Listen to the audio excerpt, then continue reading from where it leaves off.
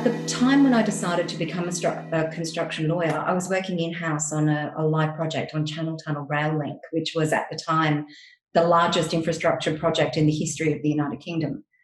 And that entire suite of subcontracts was let under the NEC standard form with bespoke amendments.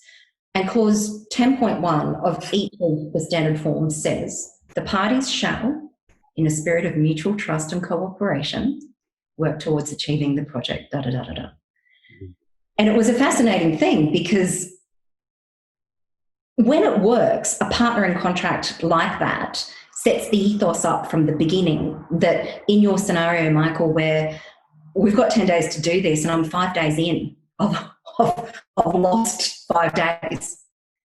If everybody is actually working together because their eye is on the prize, and on that one it was the Queen on the 14th of November 2006 was riding the train on the Channel Tunnel Rail Link and she was booked in.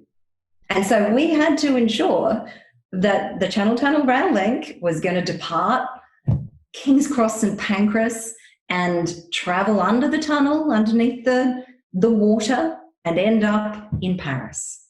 And so there was no wriggle room left once the Queen was booked, right?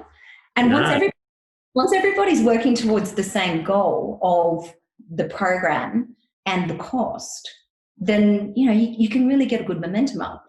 But I have to say, like a marriage, it's so bad.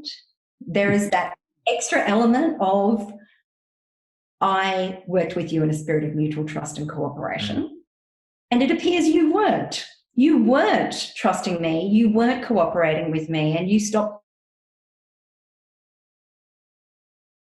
apart.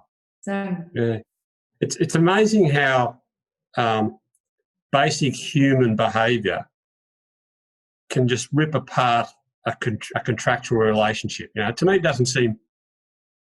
I look at things very simplistically, but it's like, well, surely it's in everybody's interest to get the hell out of this dispute as quickly as possible. And if we've got a dispute, let's work cooperatively and let's get to the end of it, because there's more money in front of us rather than arguing about what's happened in the past.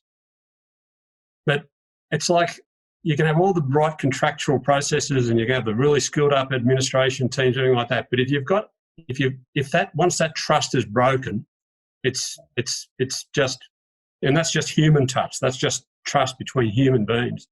It's irreparable almost. That's the way I think. Or it just ends up into a massive sort of blue that's going to cost everyone a whole lot of money.